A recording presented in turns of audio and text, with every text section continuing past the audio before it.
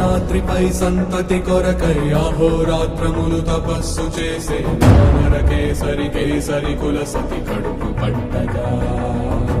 జనించినాడొక అసమాన బలోపతుడు సంయుతుడు అంజనాసుతుడు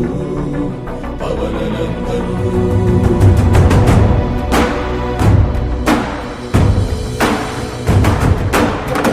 కిరణముల ఉదయాత్మి గని అది పండిన తీయని పంటను పడు సూర్యమండలము పండితి మానని వీళ్ళుడే అనుదేహం నాటున రవి మరుగై జగము చీకటై మారా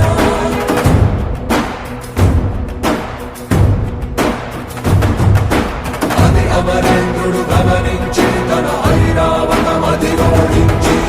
ఆంజనేయుని సమీపించి తన వజ్రాయుధమును విసరగా అది పవననందనుని హనుముని తాకా చిందిన రక్త బిందువే